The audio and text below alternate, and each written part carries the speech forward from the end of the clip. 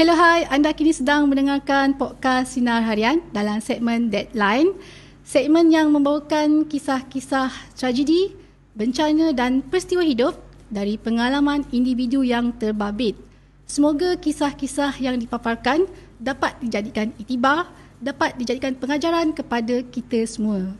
Okey guys, dalam episod kali ini, saya nak bawakan kisah seorang insan yang dulunya pernah tersasar, tergelincir daripada landasan hidup sebelum akhirnya kembali kepada fitrah. Beliau yang dimaksudkan ialah Muhammad Kariri Muhammad Ramli, iaitu seorang bekas maknyah. Apa cerita dia ya?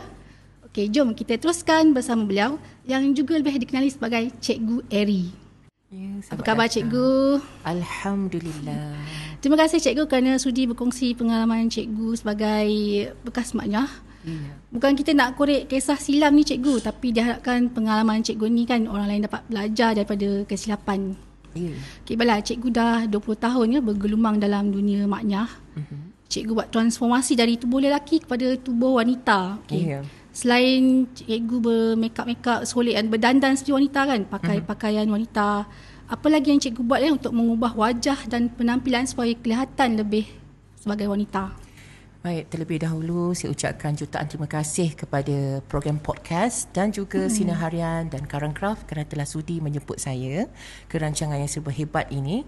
Dan berkenaan tentang soalan tersebut, sememangnya selama saya terjebak dalam dunia transgender sebagai seorang maknyah, sememangnya saya banyak melakukan pembaharuan, transformasi daripada hujung rambut sehingga ke hujung kaki. Maklumlah kita berkawan dengan maknyah-maknyah yang cantik, jadi kita secara tidak langsung akan mahu kelihatan lebih cantik dan lebih anggun. Nak vas lah. Kena seiring dan sejalan. Sebab kata orang tua kata kalau berkawan dengan orang pandai kita jadi pandai. Kalau kita nak bijak bisnes kena kawan dengan orang yang bijak bisnes. Jadi sama juga kalau dengan maknyah ni bila berkawan dengan yang cantik kita pun nak cantik. Jadi sebab itu saya berani saya tekad untuk melakukan banyak pembaharuan, perubahan, pembedahan daripada hujung rambut sehingga hujung kaki agar penampilan saya nampak lebih wow setiap masa. Tapi mesti cikgu ada ambil macam pilih hormon ke, suntikan ke? Baik, tentang pembaharuan dan perubahan yang saya laksanakan demi untuk kelihatan cantik dan menawan itu, pastinya ya pembekalan dari segi ubat-ubatan, hormon dan juga pembedahan-pembedahan kecil di mana saya telah banyak melakukan pembedahan di bahagian wajah saya, di bahagian pinggul saya. Ibarat orang kata saya ni seperti manusia yang klon lah, ya, ada klon pula. Jadi pengambilan hormon tersebut membantu di dalam orang kata menjadikan saya lebih wanita, kemudian dengan pembedahan-pembedahan suntikan kolagen dan sebagainya menjadikan saya lebih yakin untuk berada di hadapan di khalayak kerana senjata bagi seorang transgender atau maknyah adalah cantik. Bila kelihatan cantik, orang tidak akan komplain ataupun orang tidak akan condemn kita. Sebab bila kita dihina, dikecam, dikutuk, namun kita masih lagi orang kata kelihatan wanita walaupun palsu. Begitulah. So macam suntikan kolagen tu memang kerap ke cikgu ambil?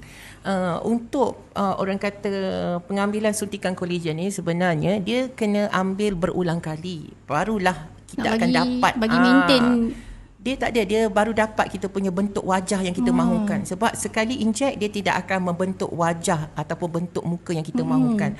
Jadi sudah pastinya suntikan itu akan mengambil lebih daripada ratusan. Kalau macam contoh untuk pinggul, dia bukan sekali cucuk, dia mungkin dalam 300-200 suntikan untuk memasukkan kolagen itu di dalam tubuh badan kita, especially bahagian muka ataupun pinggul. Nak nampak montok-montok itu. Ya, kerana pembentukan itu memerlukan isi dan isi itu adalah daripada kolagen dan kolagen sikit-sikit lah, sikit-sikit bagi dia nampak montok-montok, gelembung-gelembung.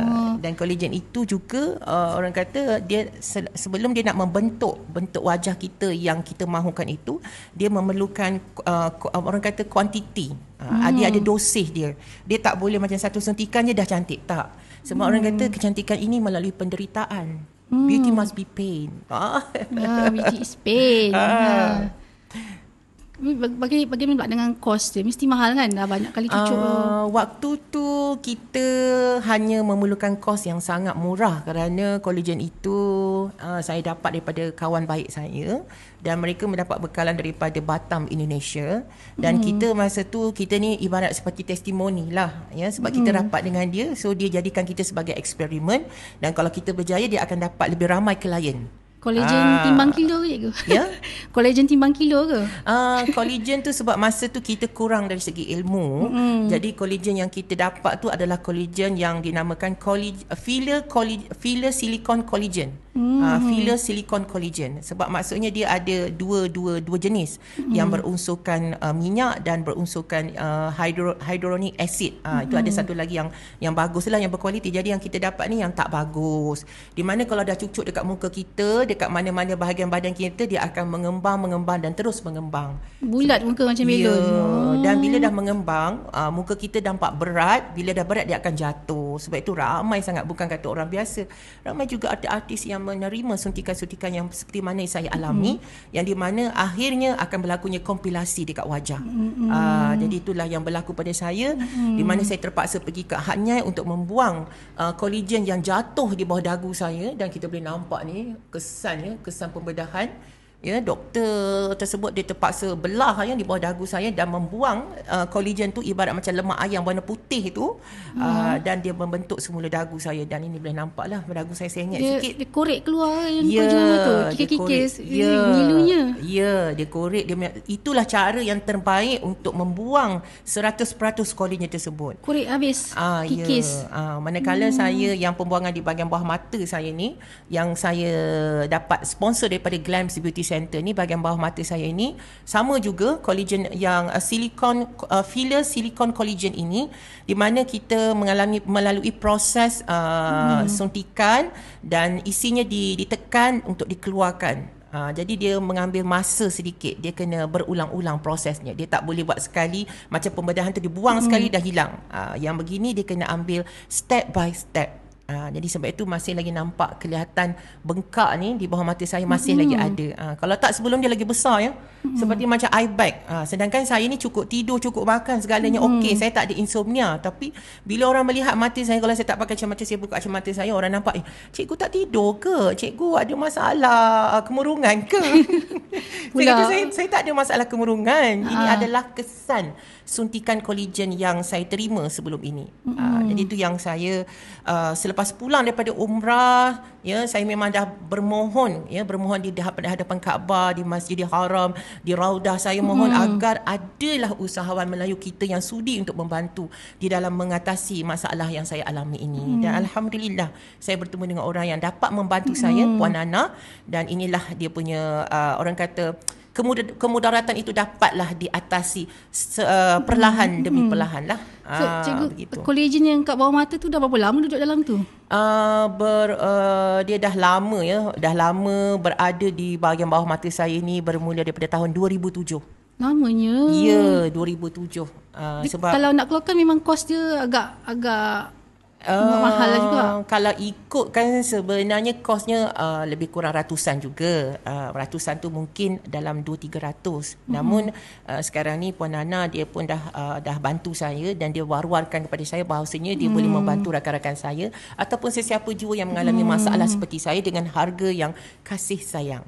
Maksudnya satu muka dia tawarkan dalam 180, dan dia tengok jugalah kalau orang tu dalam kategori yang dhaif ataupun kurang berkemampuan, kita adalah orang kata kasih sayangnya di situlah. Itu yang dekat bawah mata. Ada lagi tak tempat lain cikgu buang? Kalau ikutkan badan saya ni lah, muka dan segala-galanya, bahagian yang memang saya tak boleh buang adalah di bahagian pinggul saya lah. Sebab saya dah merujuk dengan doktor pakar daripada Hospital Sungai Buloh, Dr. Syah Jumaat, di mana kalau saya membuang collagen di bahagian pinggul saya ni 50-50. Maksudnya sama ada saya hidup atau mati.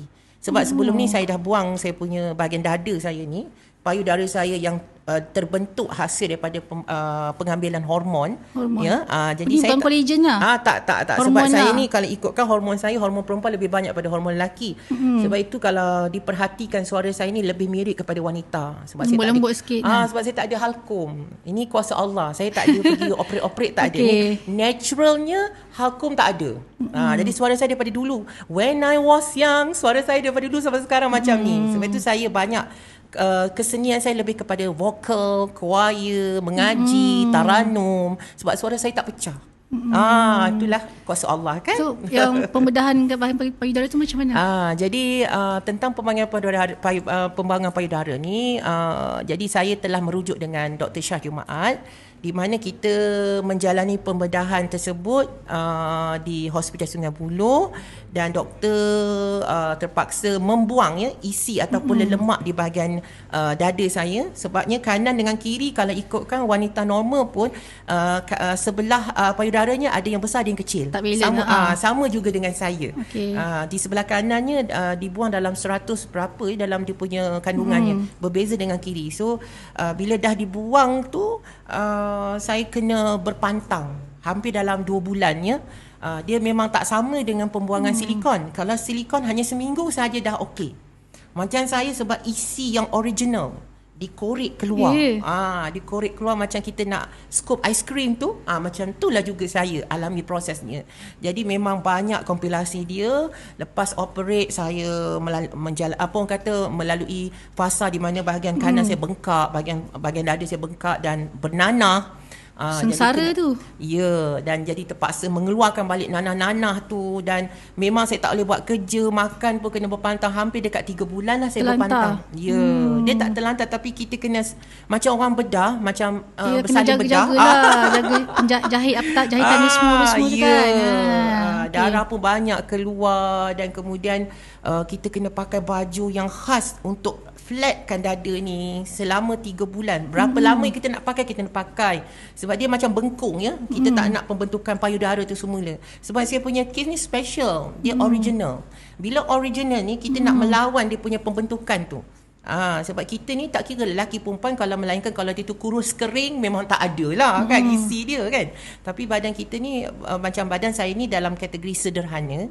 So kita takut benda tu membentuk semula. Jadi saya terpaksa memakai satu baju yang khas yang saya rasa tak selesa ya, tak selesa sebab panas lah kan. Kita nak pakai, sedangkan kita nak pakai bengkung 24 jam pun rasa gatal. Ini kan pula baju yang melekat di dada kan. Jadi saya kena memakai baju tu sehinggalah waktu tidur. Buka tu cuma waktu mandi je.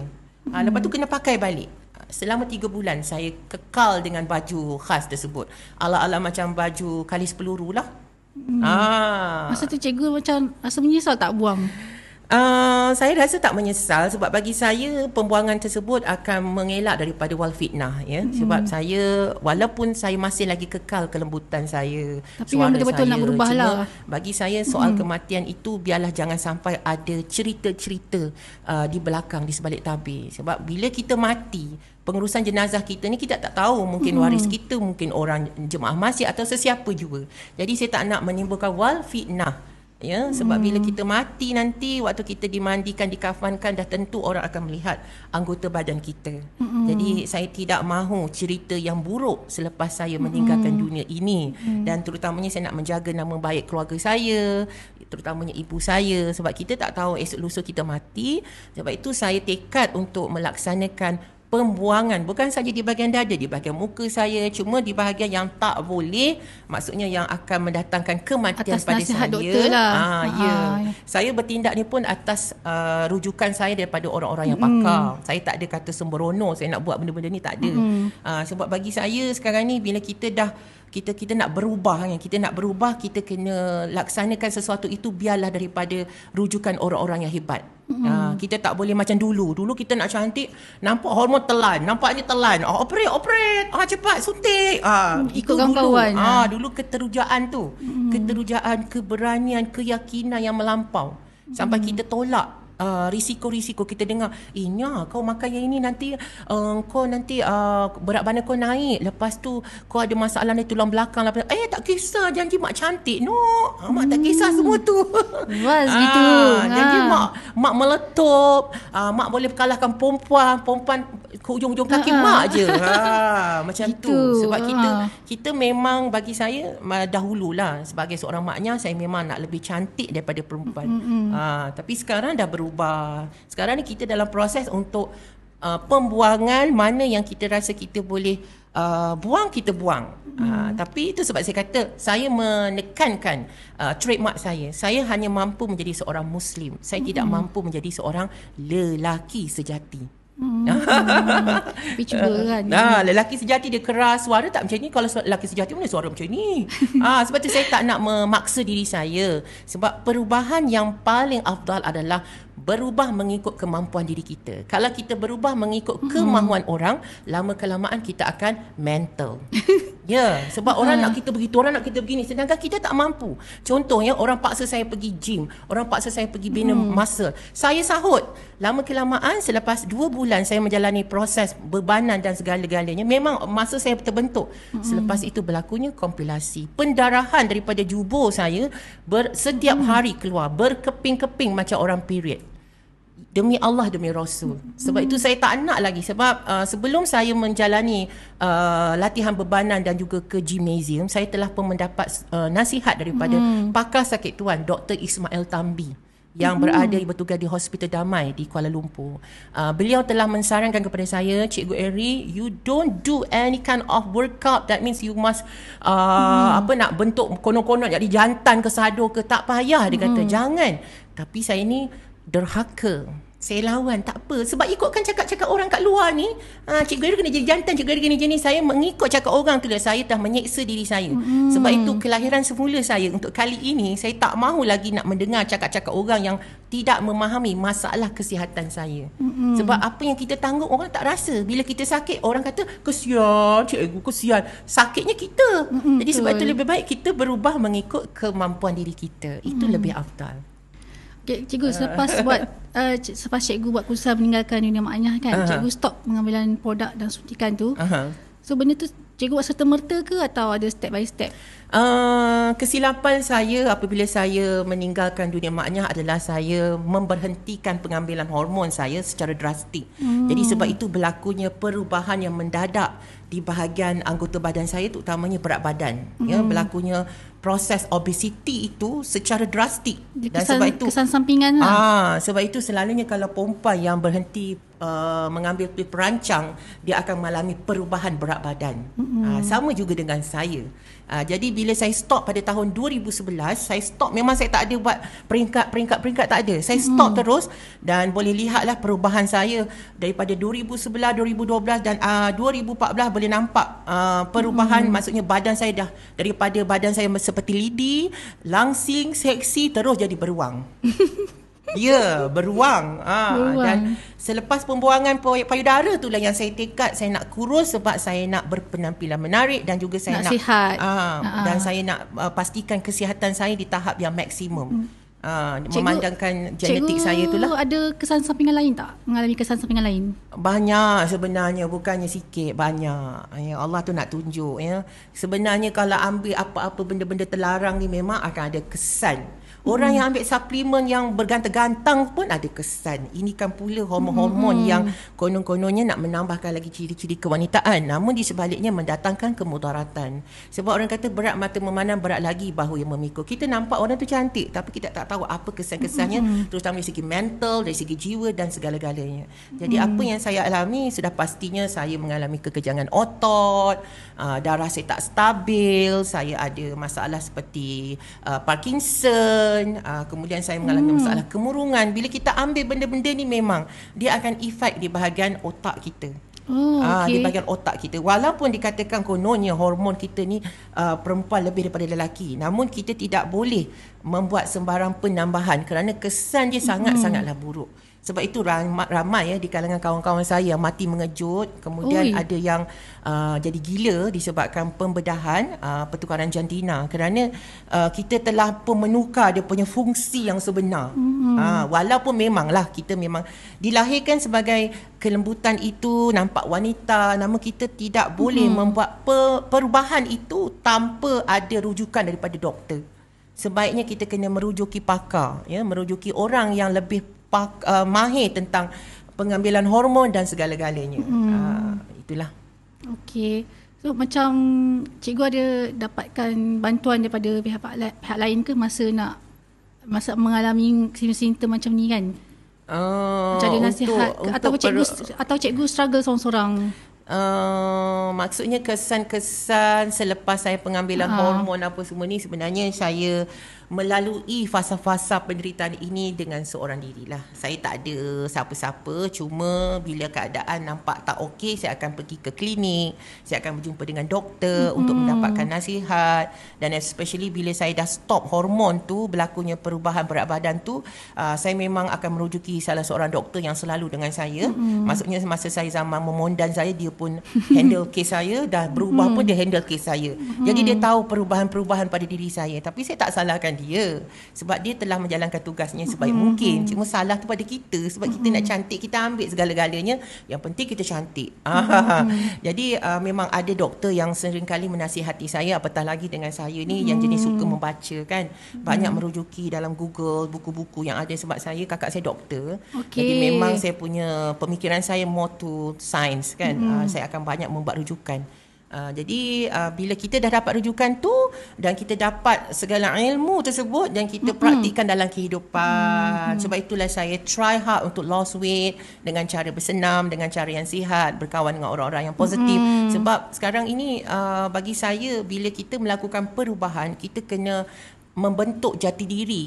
Kekuatan tu bukan saja dari segi fizikal, mental. Mental ni kena kuat. Sebab kita nak berhadapan dengan haters-haters, kita nak berhadapan dengan segelintir masyarakat yang tidak memahami proses penghijrahan tersebut. Kerana nak berhijrah itu bukannya, berhijrah itu mengambil masa. Bukannya seperti mi Maggie. Difahamkan cikgu banyak berdakwah untuk menarik golongan transgender yang nak kembali ke pangkal jalan. Cikgu juga banyak terbabit dalam aktiviti kebajikan, aktiviti kemasyarakatan. Jadi apa perkembangan terkini cikgu ya? Apa projek terbaru? Baik, alhamdulillah. Sebenarnya bila kita dah melalui fasa selama lebih kurang 12 tahun penghijrahan saya telah pun banyak memanfaatkan diri saya, bukan sahaja untuk sekolah, untuk anak murid di sekolah, malahan untuk seluruh lapisan masyarakat. Dia tak kira lah Islam ke bukan Islam ke, semuanya saya belasah. Semuanya saya join together. Yang normal ke tak normal ke, okay, semua saya buat. Sebab bagi saya untuk mengekalkan penghijrahan ini, kita kena aktifkan diri untuk dimanfaatkan kepada semua, untuk agama, bangsa dan negara. Demi kerana Allah lah. Sebab kita kena kekalkan nawaitu kita tu, apa yang kita buat ni kerana Allah. Kita berubah kerana Allah, kita hidup kerana Allah, kita makan kerana Allah, segalanya kerana Allah. Ini saya punya style lah. Saya punya style sebab saya tak nak lupa daratan. Saya tak nak, kau ni dulu maknya, lepas tu dah berubah, lepas tu dah ada pula orang yang memberikan kau peluang ruang, kau jadi seorang manusia yang sombong. Saya tak nak jadi manusia yang sombong. Jadi di antara penghijrahan saya dan juga peluang yang diberikan oleh pelbagai pihak, dan sekarang ini saya telah pun sukses di dalam menerbitkan buku saya sendiri yang bertajuk Maaf Tuhan, Aku Tersalah Langkah. Dan buku ini menceritakan tentang pahit maung air mata saya selama 12 tahun saya berubah. 12 tahun saya berubah, kesakitan yang saya tanggung dalam saya nak menegakkan kebenaran, maksudnya diri saya yang nak berubah mencari aura-aura kebaikan ini. Itu yang saya kongsikan dalam buku tersebut, sebab saya nak try my best to educate the people. Saya nak educate manusia ni, bukan sahaja orang-orang biasa, malahan melibatkan ilmuwan agama yang mendekati orang-orang macam saya nak berubah ni. Mereka telah menggunakan pedagogi dalam berdakwah yang salah.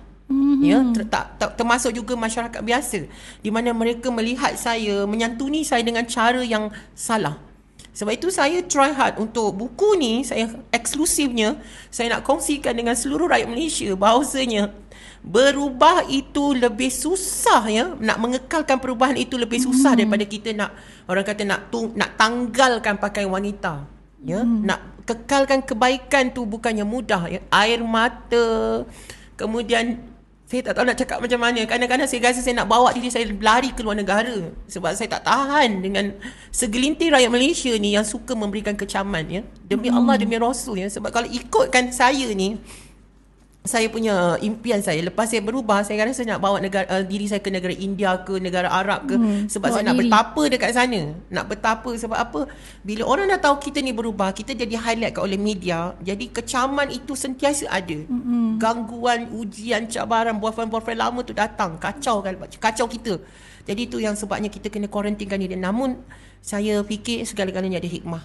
Sebab itu saya kongsikan di dalam buku ini agar dijadikan sebagai satu azimat, teladan dan pedoman supaya semua rakyat Malaysia dan terutamanya golongan ilmuwan agama ini biarlah menggunakan pedagogi di dalam berdakwah dengan cara yang berhemah dan penuh kasih dan sayang, bukan dengan cara ekstrim. Kau harus berubah, kau mesti berubah dalam masa beberapa saat. Tidak mungkin. Ya, jadi dan buku ini juga saya dedikasikan demi untuk pembinaan madrasah, rumah perlindungan dan untuk anak yatim dan asnaf, sebab saya memang impian saya ya. Impian saya selepas saya 3 kali dah pergi umrah ni, memang daripada dulu lagi saya berimpian untuk menjaga anak angkat. Namun saya realisasikan impian saya dengan arwah kakak saya ini di dalam sebuah rumah perlindungan madrasah untuk anak yatim dan asnaf, dan juga pusat transit bagi golongan maknyah Ipoh Perak. Itu satulah. Dan yang selainnya, saya juga diberikan peluang untuk bersama-sama dengan pihak Bushra Holiday Sdn Bhd, di mana saya telah ada satu package khas bersama dengan saya. Saya menjadi sebagai pembantu mutawif, dan mutawifnya adalah Ustaz Luqmanul Hakim, dan saya membawa jemaah, insya-Allah hujung tahun 2023 ini saya akan membuktikan bahawasanya bekas maknyah juga boleh membawa rakyat Malaysia yang nak ke umrah.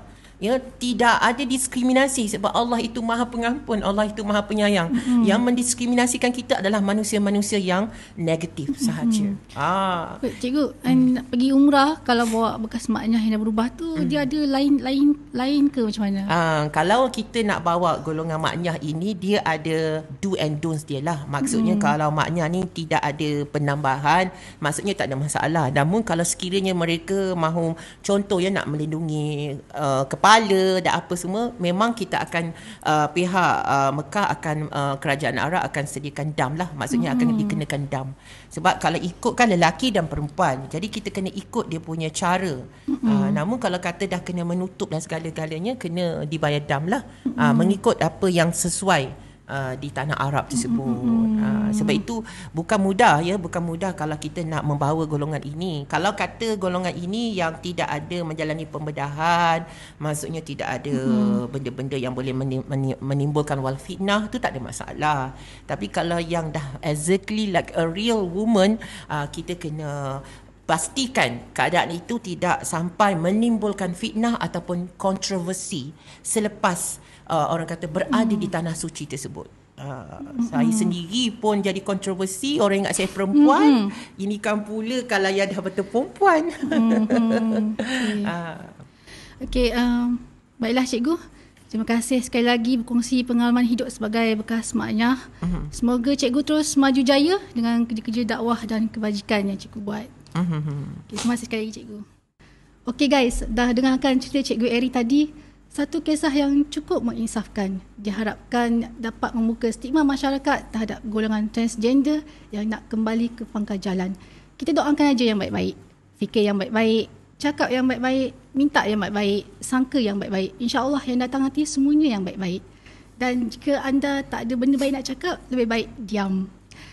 Sampai di sini saja episod kali ini. Dengarkan podcast Sinar Harian di Spotify, Apple dan Google Podcast. Jangan lupa juga untuk subscribe, like dan follow segala IG, FB dan Twitter Sinar Harian. Anda juga boleh klik ke laman web kami di www.sinarharian.com.my. Saya Zaiti Satibi, host Deadline anda. Jumpa lagi guys.